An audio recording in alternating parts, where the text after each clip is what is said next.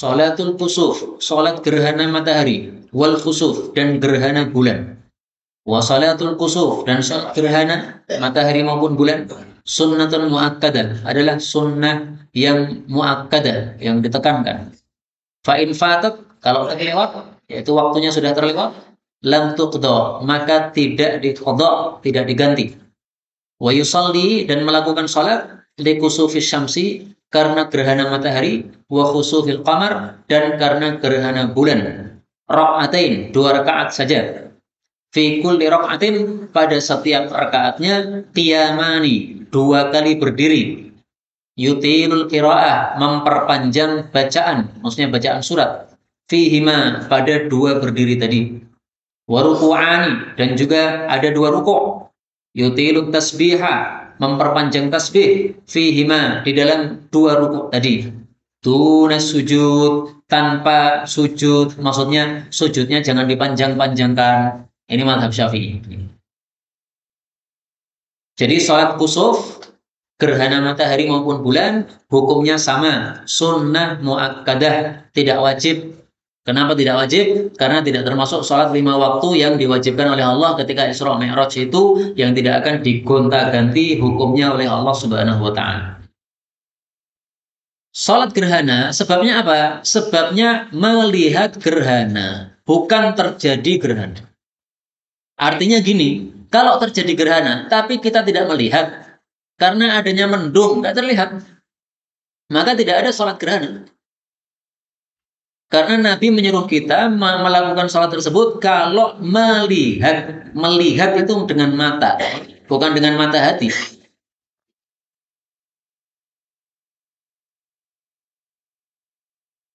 Ini kita lihat dalilnya ya.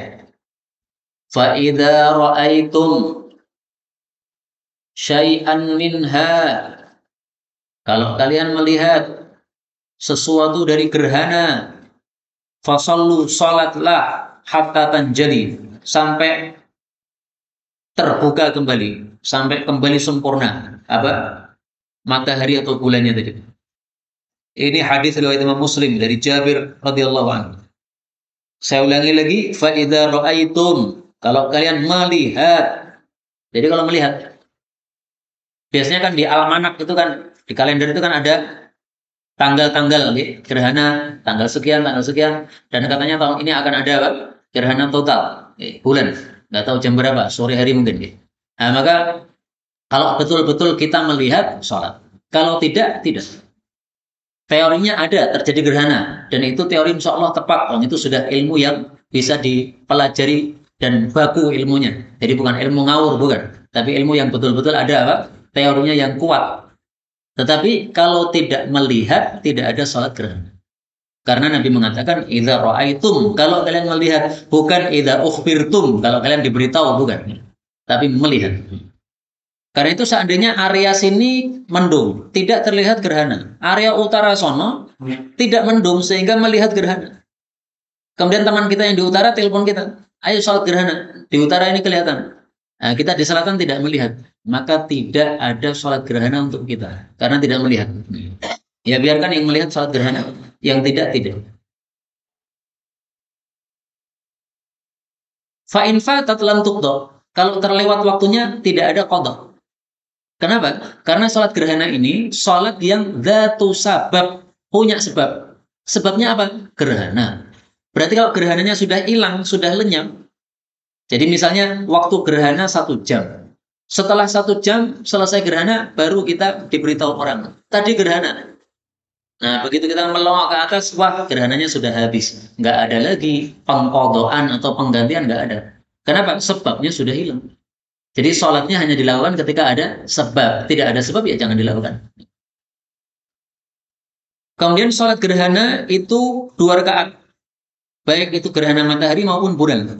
Ini mazhab Syafi'i dan mazhab mayoritas ulama. Tapi saya jujur ada cara lain menurut sebagian kecil ulama. Dan hadisnya diperselisihkan. Ada yang mensahihkan, ada juga yang mendhaifkan. Kalau kita lakukan boleh karena kita mengikuti yang mensahihkan. Rasulullah bersabda, "Idza kusifati syamsu," kalau terjadi gerhana, fasallu ka ahdathi sholatin, maka sholatlah seperti sholat yang baru saja kalian lakukan. Shallaitumuha minal maktubah, dari sholat fardu yang ada. Hadits ini diriwayatkan dalam kitab Sunan, disahihkan oleh Ibnu Hazm. Karena itu Ibnu Hazm berpendapat sholat gerhana boleh dengan cara yang kedua ini. Yaitu apa? Sholatnya bisa 3 rakaat, sholatnya bisa 2 rakaat, sholatnya bisa 4 rakaat. Kalau kita sholat gerhananya pada Isya, berarti 4 rakaat. Kenapa? Sebelum gerhana tadi ada sholat Isya yang jumlahnya 4 rakaat. Kalau sholat kita gerhananya jam 9 pagi, maka sholat gerhananya 2 rakaat. Kenapa? Karena sholat fardu yang terakhir tadi adalah sholat subuh 2 rakaat.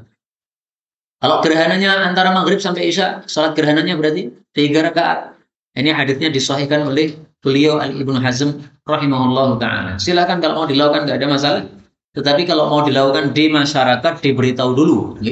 Karena kalau tiba-tiba kita sholat gerhana 3 rakaat, semua pasti akan merasa tidak sah sholat kok ngawur kayak begini.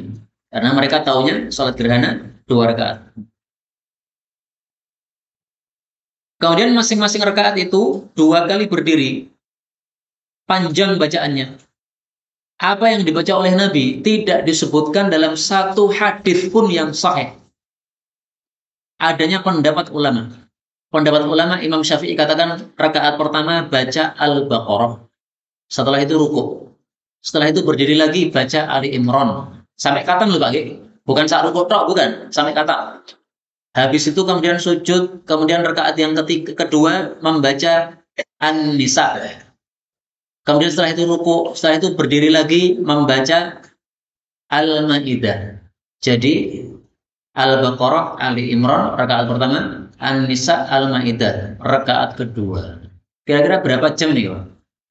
Sebesar dibayangkan wis orang mungkin dilakoni mawon nggih. Paling-paling sini pilih kulhu gitu.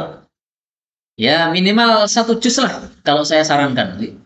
Jadi bapak-bapak kalau di sini mengadakan sholat gerhana itu bisa 1 juz. Karena 1 juz itu masih jauh dibandingkan bacaan Nabi.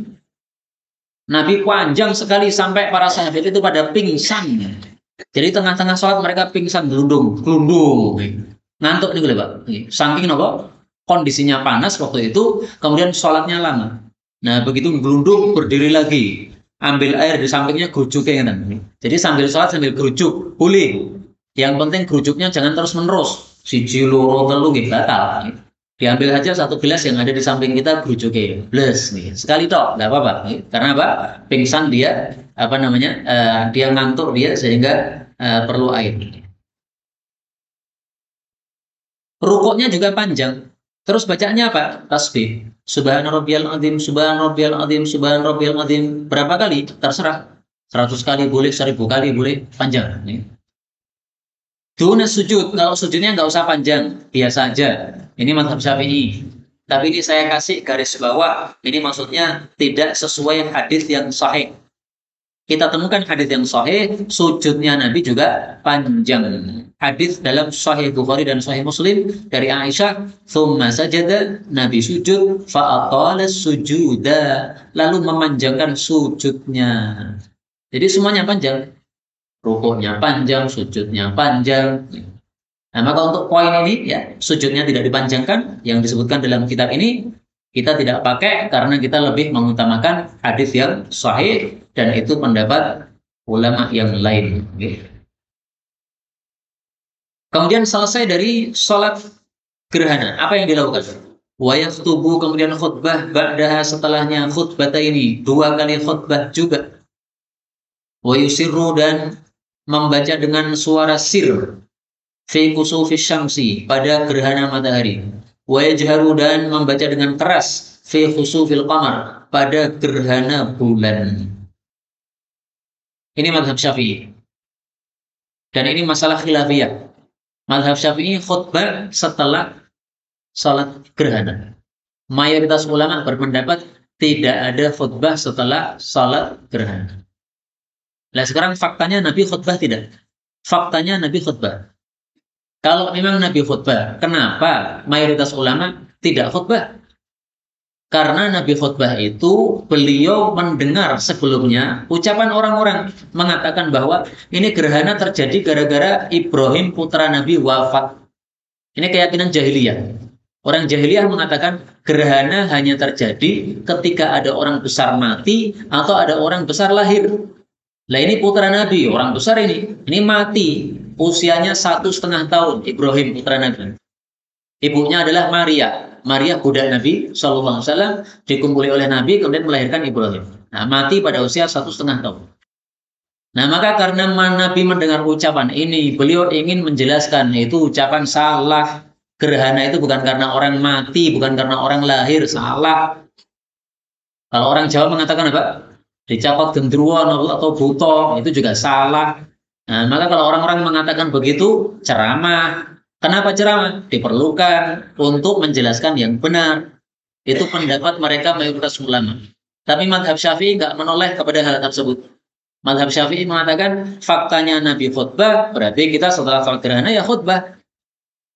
Dan itu lebih sesuai dengan perbuatan Nabi SAW. Karena ternyata khutbahnya Nabi tidak hanya menjelaskan masalah tadi saja. Beliau khutbahnya beberapa hal. Beliau berbicara tentang surga, beliau bicara tentang neraka, beliau bicara tentang masalah-masalah yang lain. Ini menunjukkan bahwa khutbahnya bukan semata-mata karena ucapan orang-orang tadi, tapi karena memang beliau menghendaki khutbah setelah mengumpulkan orang-orang untuk sholat gerhana tadi. Dan ini sesuai dengan sholat id. Sholat id orang dikumpulkan. Sama kan? Ini sholat gerhana orang dikumpulkan. Nah, setelah dikumpulkan nggak langsung buyar. Duduk dulu khutbah. Mirip. Karena itu mazhab Syafi'i mengatakan khutbataini, 2 kali khutbah. Sama dengan apa? Khutbah Idul Fitri, Idul Adha. Nah, seandainya 1 kali khutbah gimana? Sah, nggak ada masalah. Toh khutbah itu sendiri masih diperselisihkan ulama. Mayoritas mengatakan nggak ada khutbah. Khutbahnya hanya ketika diperlukan saja. Maka apalagi 1 khutbah, nggak ada masalah. Kemudian di sini mazhab Syafi'i katakan sholatnya kalau gerhana matahari bacaannya sir, tidak dikeraskan. Nah, di sini saya kasih garis bawah. Kenapa? Tidak sesuai dengan hadis yang sahih dan sharih yang jelas dari Nabi bahwa Nabi membaca dengan bacaan keras. Mari kita lihat dalam Sahih Bukhari. Hadisnya sahih dari istri Nabi Aisyah radhiyallahu anha. Yang Aisyah ini kita harus tahu di mana kamar Aisyah. Kamarnya di samping mihrabnya Nabi. Ini Nabi imami di sini, kamar Aisyah di sini. Nah, maka Aisyah tahu persis bagaimana kondisi sholat gerhana Nabi. Aisyah mengatakan jaharon nabiyyu, Nabi menjaharkan, mengeraskan di dalam sholat gerhana dengan bacaan Qur'annya. Ketika selesai dari membaca Qur'an, beliau takbir, kemudian ruku'. Kemudian setelah bangkit dari ruku' mengucapkan Sami Allahu liman hamidah, Rabbana walakal hamdu. Tapi tidak dilanjutkan mil as-sama wa mil al-ardi, tidak dilanjutkan itu ya. Tapi kemudian dilanjutkan membaca surat lagi. Jadi Allahu Akbar membaca surat, kemudian Allahu Akbar ruku', kemudian Sami Allahu liman hamidah, Rabbana walakal hamdu. Tapi kemudian sedekap, Pak. Biasanya kan Sami Allahu liman hamidah, Rabbana walakal hamdu kan lepas. Ini Sami Allahu liman hamidah, Rabbana walakal hamdu sedekap. Kenapa sedekap? Karena fikihnya adalah setiap kita membaca surat dalam sholat itu dalam kondisi apa? Sedekap. Nah, karena ini setelah itu membaca surat, berarti tangannya sedekap. Jadi kaidah fikihnya tolong dihafalkan. Gitu. Setiap kali kita berdiri membaca surat, maka posisi tangan apa? Sedekap. Dengan kata lain, kalau kita berdiri tidak membaca surat, tidak sedekap. Maka kalau sholat biasa, Sami Allahu liman hamidah, Rabbana lakal hamdu dilepas. Kenapa? Enggak baca surat. Tapi untuk sholat gerhana ini, karena membaca surat, maka sedekap. Demikian juga kalau panjenengan lagi sholat terlambat, datang kepada masjid, ternyata imamnya sudah ruku'. Nah itu Allahu Akbar, nggak perlu sedekap. Kenapa? Panjenengan tidak membaca surat. Allahu Akbar, takbir lagi, Allahu Akbar. Takbirnya 2 kali, takbir pertama, takbiratul ihram, takbir kedua, takbir untuk ruku'. Kalau takbirnya 1 kali takbiratul ihram saja juga cukup. Baik, kita lanjutkan. Nah, maka di sini madhab Syafi'i membaca dengan sir ini saya tidak mengamalkannya karena lebih mengutamakan hadis yang sahih dari Nabi SAW dan sahih jelas sekali Nabi menjaharkan. Tapi jangan salah paham. Ini madhab Syafi'i mengatakan dibaca sir ini punya dalil. Jangan mengira ulama itu kalau menetapkan sesuatu tanpa dalil, jangan. Salah ya. Jadi kitab fikih itu apa sih? Kitab fikih itu ringkasan pemahaman ulama dari dalil-dalil yang ada. Ada dalil Quran, ada dalil hadis, ada dalil kesepakatan ulama. Diringkas, disimpulkan oleh para ulama, kemudian menjadi satu kitab fikih untuk memudahkan masyarakat. Karena masyarakat kalau ditampilkan ayat-ayat Quran, nggak bisa langsung paham, harus dijelaskan dulu. Ditampilkan hadis-hadis Nabi yang sangat banyak, nggak bisa langsung paham, harus dijelaskan dulu. Nah, ditulislah kitab fikih yang mudah dicerna. Yang kalau kita membaca sudah gampang dipahami. Ini ringkasan dari hadis-hadis yang beraneka ragam. Nah, apa dalilnya mazhab Syafi'i mengatakan bacaannya sir? Dalilnya dalam hadis riwayat Ibnu Abbas. Ibnu Abbas menceritakan Nabi sholat gerhana bacaannya panjang. Panjangnya apa? Nahwan min suratil Baqarah. Sekitar bacaannya panjangnya Al-Baqarah. Kata-kata sekitar itu menunjukkan bahwa berarti Nabi tidak membaca. Karena berarti Nabi tidak membaca dengan keras. Karena kalau keras tidak perlu kata-kata sekitar. Ya langsung aja disebutkan surat apa. Tapi ketika rawi mengatakan sekitar surat Al-Baqarah, berarti apa? Berarti Nabi tidak keras bacaannya. Tapi riwayat itu bisa kita jawab. Riwayat itu yang meriwayatkan siapa? Ibnu Abbas. Ibnu Abbas itu masih kecil, anak-anak. Anak-anak biasanya sholatnya di mana? Di belakang. Zaman itu belum ada mic. Maka bisa jadi Ibnu Abbas mengira-ngira itu karena dia tidak mendengar. Tidak mendengar kenapa? Dia di belakang. Lalu Aisyah tadi, kamarnya di samping Nabi mengimami. Kalau Aisyah mendengar suara Nabi, sangat-sangat wajar. Bisa dipahami? Jadi kalau ada imam sholat gerhana matahari kok tidak keras, itu jangan diingkari. Itu mazhab Syafi'i itu. Silahkan aja. Tapi kalau saya keras. Dan saya yakin rata-rata orang Indonesia ini bacaannya keras. Yang saya lihat di Solo begitu. Nggak tahu kalau di luar Solo.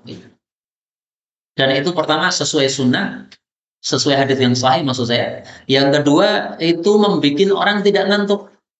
Coba kalau sholatnya bacaannya panjangnya Al-Baqarah, tapi nggak ada suara, gimana kira-kira? Sudah Baqarah tanpa suara lagi, walah. Pakai suara aja kita apa? Bisa ngantuk, apalagi tanpa suara. Baik, inilah sholat gerhana.